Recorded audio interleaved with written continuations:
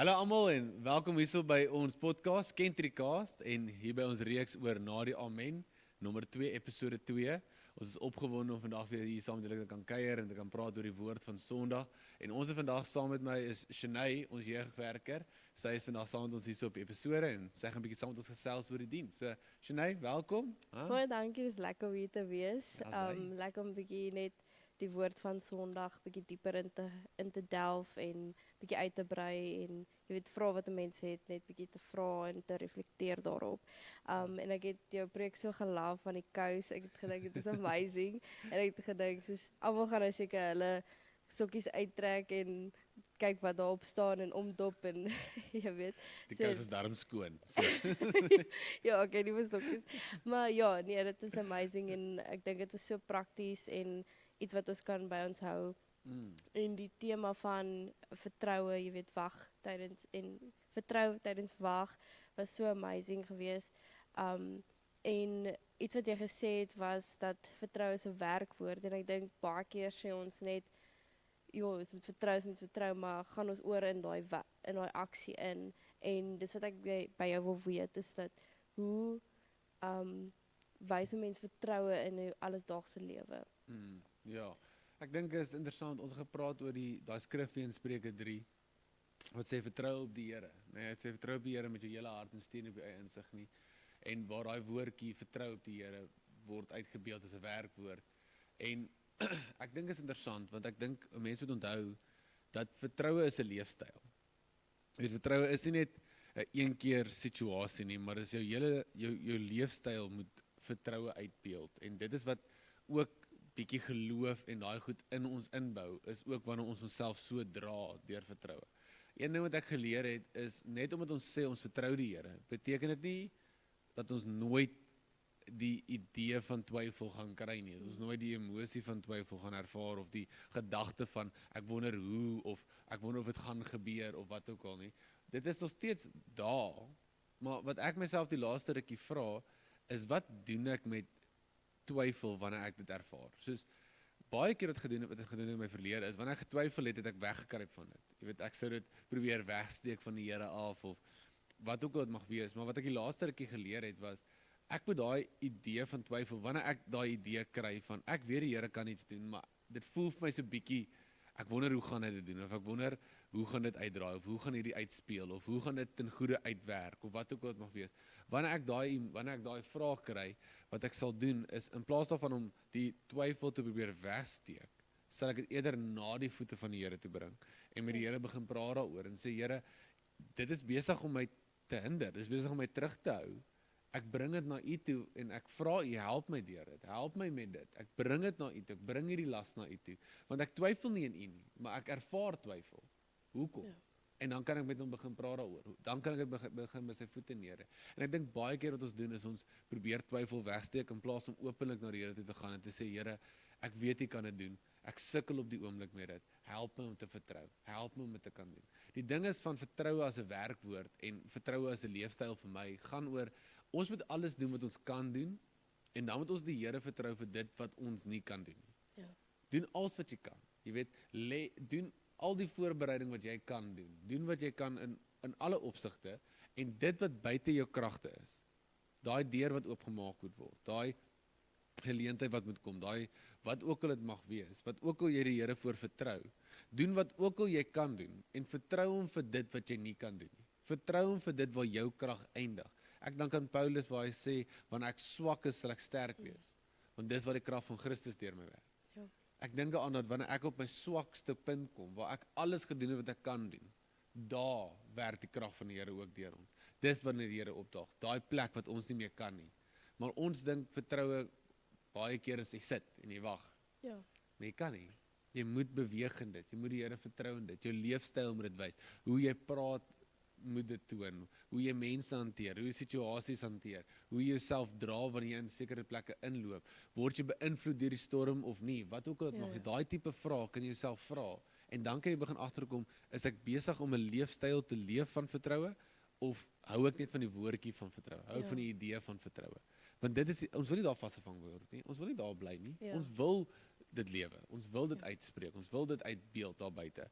Maar dit kom neer op te sê ek doen alles wat ek kan doen en ek vertrou die Here vir dit wat ek nie kan doen nie. Ja. En Shanetjie, ek bly jy vra die vraag want jy het nou by die kerk begin werk so rukkie terug. Maar voor dit het jy eers 'n pad gestap. Shanetjie was in haar eie wagtydperk en haar eie wagseisoen waar jy ook die Here moes vertrou het vir 'n woord en vir 'n deurbraak en al daai tipe goedjies. So vertel vir ons gou-gou 'n bietjie meer rondom dit. Hoe het jy gegaan? Hoe het jy tot op hierdie punt gekom? Hoe het die Here deure oopgemaak? Hoe was jou wagseisoen? Vertel ons gou-gou 'n bietjie meer. Ja, so my wagseisoen was 'n lang tydperk. Ek het dadelik na matriek het ek gewerk en want ons het nie die finansies gehad om jy weet dit wat ek wou swat en maar ek het ook nog nie geweet jy weet wat is my doel wat ek wil swat nie.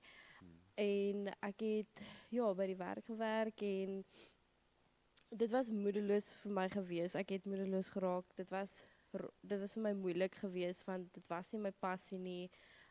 Ek het gedink, jy weet, hoe gaan ek ooit hier uitkom en as jy wil kyk die Here het vir my die geleentheid gegee vir die werk, so ek eer hom vir dit. En ek eer hom ook vir die 4 jaar wat ek daar moes wees, want dit het my baie goed geleer en ek het dit obviously nie in daai oomblik so gesien nie, want as jy gefeis word met, jy weet, 'n slegte situasie of jy weet omstandighede of wagperiode, dan sien jy dit nie as 'n groter doel of jy weet, ja, jy sien nie dat dit deel is van die groter prentjie nie. En die Here het net so vir my deure oopgemaak. Ek het betrokke geraak by die kerk. Ek het vir Alex geken en hom gesien en gesê ek wil net betrokke raak en hy het my plekke gevat en ek het betrokke geraak. En dit was so amazing, so na werk dan het ek ingespring by die kerk en dit het my regtig deur my wagseisoen gehelp om betrokke te wees, om nie net te sit en te wag en te vertrou ergens gaan 'n deur oopgaan nie, maar om alles wat ek kon moontlik te doen. Ek het ook 'n kursus gedoen en net seker gemaak ek koop myself vir die dag wanneer die Here my daar uithaal. En ja, dis hoe ek hier beland het. Jy het 'n interessante ding gesê jy eer die Here vir die werk wat hy toe vir jou gegee het. En dis my baie cool, want die idee van dit is, dit leer jou, dat in jou tyd van wag, in die tyd van vertrou, in die tyd van wat jy op die Here wag, is dit ook, moet jy ook onthou, dat die Here sal in daai oomblikke alles voorsien wat jy nodig het, vir daai oomblik. Ons lewe baie keer op hierdie plek van, ons wil hê, dit moet dadelik gebeur, nee? Jy weet, instant, nee? Ons lewe in 'n wêreld met instant koffie en instant oats en al daai tipe dinge, nee? So ons soek goed dadelik. Maar dit is my cool om te weet, dat in die tydperk van wag en in die tydperk van vertroue, dan voorsien die Here alles wat ons nodig het vir daai oomblik. Ja. Hy voorsien daar. Hy het vir jou werk voorsien om jou te dra deur daai tydperk. En ja, dit was nie altyd lekker nie, maar dit is wat jy nodig gehad het. Ja. En as jy terugkyk, dan besef jy dit. Dan besef jy, weet jy wat, daai werk het op daai plek gekom, want ek het dit nodig gehad. Ek het die finansies nodig gehad, of wat ook al dit mag wees in daai oomblik van my lewe. En 'n mens eer die Here vir dit, dat selfs al is ons in 'n wagseisoen, voorsien hy nog steeds alles wat ons nodig het daar. Jy weet, en dit is my cool, want in daai 4 jaar wat jy nou gewag het vir die Here om die deur oop te maak, het jy ook alles gedoen wat jy kan. Jy weet, jy het nie net gesit nie, jy het die Here vertrou, maar dit was aktiewe vertroue. Dit was, Here, ek vertrou U vir die deurbraak, maar tot dit gebeur, gaan ek nog steeds doen wat ek kan. Ek gaan by die kerk betrokke raak, ek gaan die jeug ran, ek gaan die young adults ran, ek gaan al hierdie dinge doen, ek gaan met die band wees, by die worship span wees, jy was daar betrokke, jy het so rond beweeg en jou passie uitgeleef, totdat die Here daai deur oopgemaak het dat jy dit kan voltyds doen. Ja. En dit is wat so mooi is oor jou wagseisoen, is hoe die Here jou ontwikkel het in daai tyd en hoe die Here nog steeds nou besig is om jou te ontwikkel vir die volgende fase en wat die Here volgende wil doen. En elke oomblik van jou lewe ontwikkel die Here 'n mens, jy weet. En dis my cool. Dis my cool om te dink dat dit was nie noodwendig jou plan nie, maar die Here sien die volle prentjie. Ja. Ons sien die agterkant en dit baie keer raak ons gefrustreerd. Ja. Maar die Here sien die hele prentjie wat voorkom. En ons het Sondag toe praat ons 'n bietjie oor Petrus wat op die water geloop het. En toe noem ons dit dat hy het na die winde begin kyk en die golwe begin kyk en die storms rondom hom begin kyk. En toe begin hy twyfel. Toe verloor hy sy fokus en hy begin sink. Jy weet, en hy roep uit en die Here is net daar en die Here gryp hom, want die Here is altyd net daar, kan altyd na hom toe roep. Maar ek dink Shanetjie, in daai paar jaar wat jy gewag het en wat jy die Here voor vertrou het, wat was die tipe winde nou in jou lewe wat jou fokus probeer steur het? Wat was gedagtes wat die vyand dalk kom plant het, of wat jy aan wat ook al het mag wees? Wat was daai goed wat jou fokus gesteel het in daai tydperk? So iets wat ek nou aan kan dink is, jy weet, jou persoonlikheid was vir my 'n groot ding gewees van,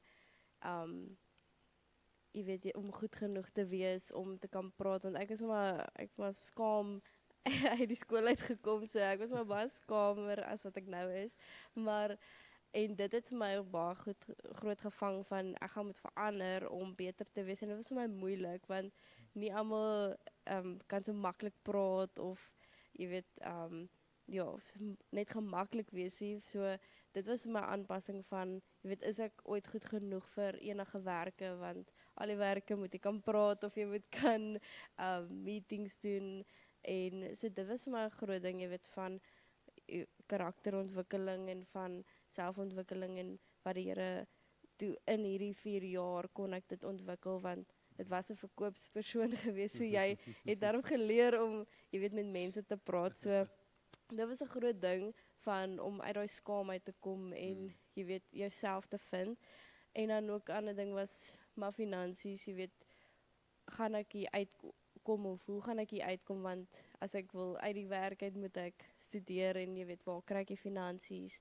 En so ek dink dit was twee groot goed in my lewe gewees van hoe gaan ek hier uitkom, jy weet, want of ervaring ook was ook een gewees, want jy het soos 3 jaar of 4 jaar se ervaring nodig om 'n ander werk te kry, en dan kom jy nou net uit die skool uit, so ja, so dit was daai ding van jy moet deurdruk en vertrou, en vertrou dat waar jy is, die Here vorm jou en hy sal vir jou daai deurbraak gee, maar dit is nie maklik nie, dit is daai twyfel wat Petrus ervaar het, die lewe slaan jou, en ek dink menslike jy weet, menslike sieninge en moontlikhede, ek dink ons kyk vas aan dit van wat is menslik moontlik, in plaas van, jy weet, wat is vir God moontlik, en dit is al ding wat my gehelp het, is om te weet dat die Here het 'n groter prentjie, en ek moet hom nie in 'n boksie plaas nie, want ons sit hom so baie keer in 'n boksie,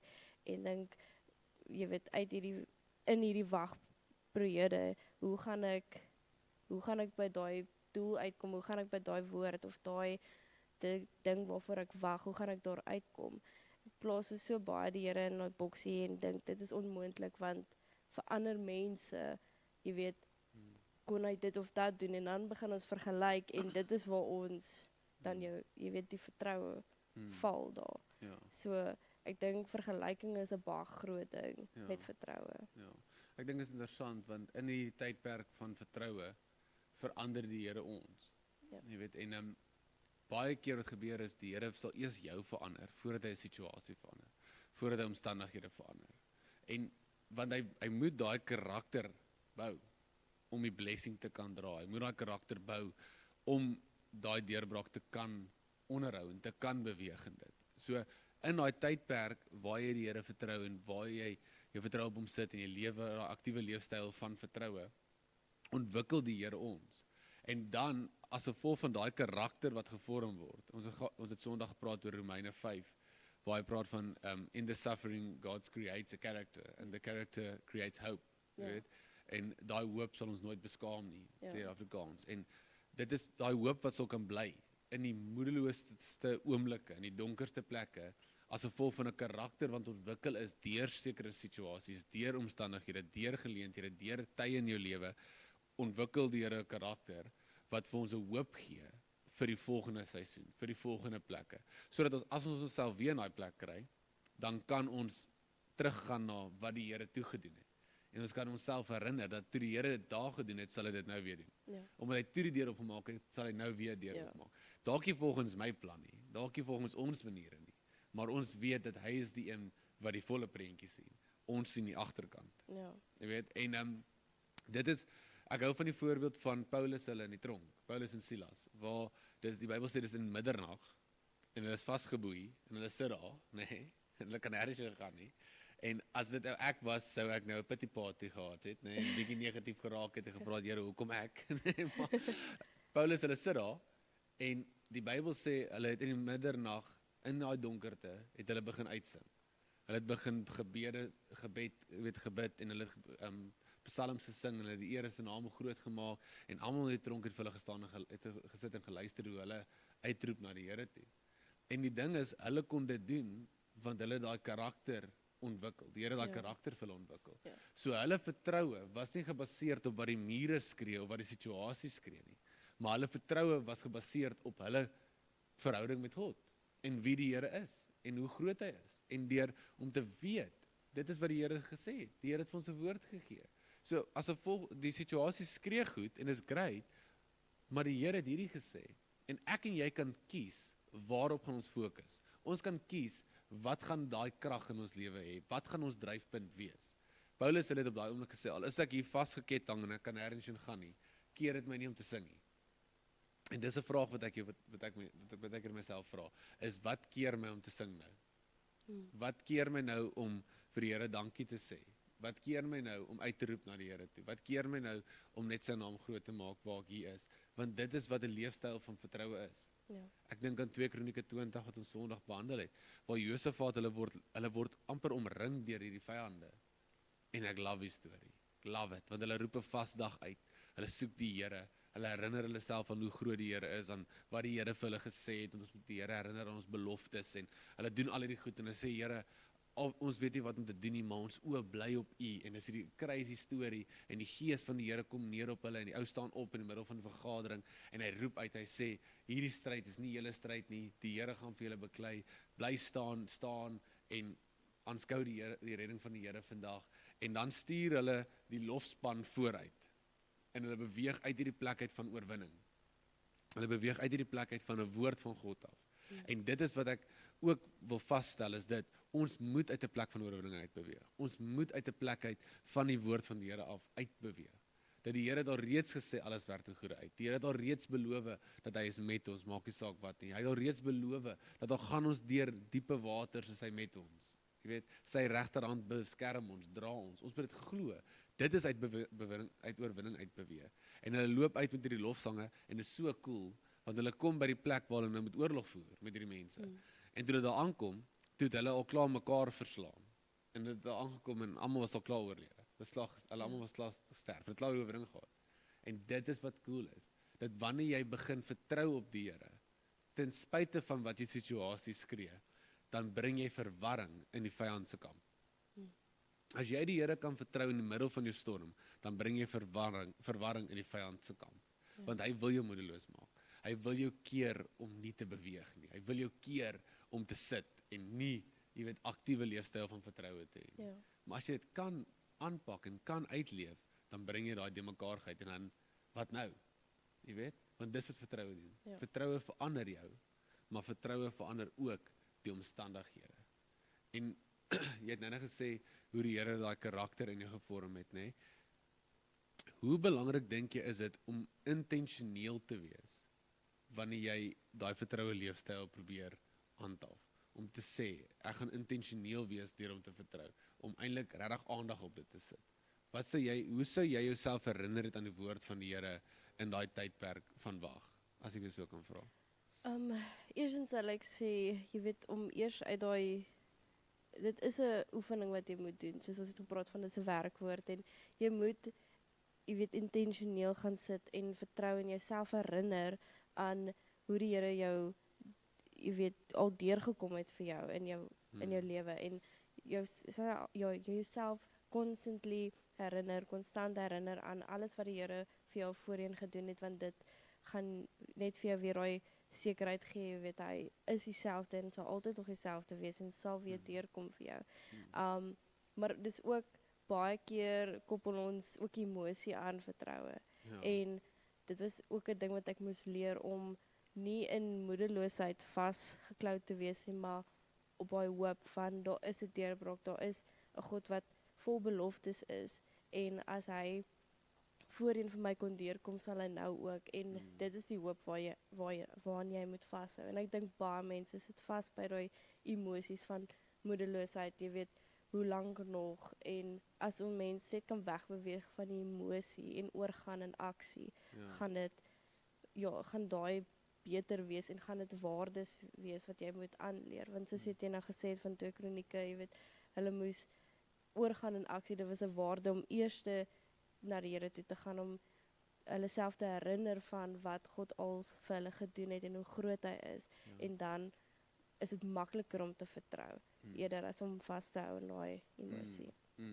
Ja, ek hou van daai idee van om vas te klou aan die Here en om nie deur emosies gelei te word nie, want emosies het 'n plek, maar daai plek is nooit eerste nie. Jy weet, ons moet die Bybel sê ons wandel deur geloof, nie deur aanskouing. Jy weet, so ons kan nie we walk by faith, not by sight. Ons ken ons daai storie, ken daai versie, want dit is so, ons quote dit so, maar baie keer die goed wat ons sien beïnvloed ons en keer ons. En ons moet intentioneel wees in daai oomblikke om te sê, alright, luister, die wind skree dit, die storm skree dit, wat ook al die situasie skree dit, maar ek gaan nie luister na dit nie. Ek gaan luister wat sê die woord. Ek gaan luister wat sê die Here vir my. Wat het die Here oor dit gesê? Wat het die Here van dit gesê? Ek gaan eerder my lewe op dit bou en van daar af vorentoe gaan. En dit is vir my belangrik, want net so wat ons intentioneel moet wees, moet ons weet die Here is ook baie spesifiek. En die Here laat sekere goed toe, want hy is besig om 'n karakter te vorm, soos ons nou gesê het. En hy is besig om 'n waardesisteem te vorm in ons, in die vertroue. Want hy gaan eers ons, in die vertroue tydperk, gaan hy eers ons verander, voor hy die situasie verander. Want dis wat ons Sondag gesê het, was die idee van, jy kan nie God se beloftes beleef, sonder God se waardes nie. En dit is vir my so waar. Dit is vir my iets wat my laasweek so geslaan het, want ek het gedink, hoeveel keer doen ons nie wat die Here vir ons sê om te doen nie, en dan soek ons daai beloftes. Maar die Bybel sê, jy sal die vrede wat alle verstand te bowe gaan, sal oor jou kom. Wanneer? As jy bid. So daar moet 'n optrede wees wat in lyn is met 'n leefstyl wat die Here wil hê ons moet leef, om daai beloftes te ontvang. Jy weet, ons moet die Here gaan soek met al ons hart, al ons krag, alles. Soek hom eerste, en hy sal al die goed vir ons gee. Maar ons moet hom eerste soek. Ons moet daai waardesisteem reg kry, sodat ons die beloftes van God in ons lewens kan beleef. En dis wat my so eintlik cool is oor hierdie wagtydperk en hierdie wagtema waar ons praat, is ons het gepraat oor die beloftes, en ons het gepraat oor die vertroue, oor hoe ons die Here moet vertrou, ten spyte van wat ook al om ons aangaan, want daar is die Here besig om iets te ontwikkel. En dan praat ons nou hierdie naweek oor vorm, en ons praat oor die idee van hoe die Here ons kan vorm om die blessing te kan dra. Want dis wat die vertroue tydperk doen. Dit kry goed uit, wat uit moet kom, sodat ons daai deurbraak kan hanteer. Sodat wanneer die Here daai deur oopmaak, kan ek en jy daai belofte dra vorentoe. En ons bly nie vasgevang in dit nie.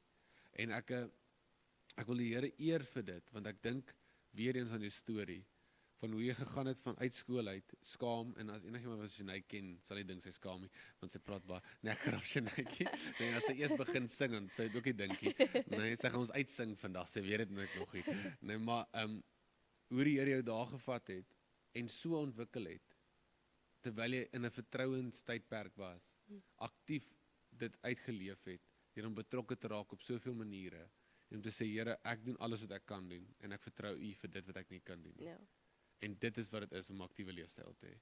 En dit is wat ek die Here vereer, want hy het 'n karakter ontwikkel, sodat toe dat deur kon oopgaan, kon jy in dit in beweeg het. So ja, ek hoop dit help Shanaytjie, ons eer die Here, ons eer die Here. Ons wil vir julle baie, baie dankie sê, dat julle vandag weer ingeskakel het, hierso by Kentricast. Mag die Here julle seën, en ons sien julle almal weer volgende week. Dankie julle.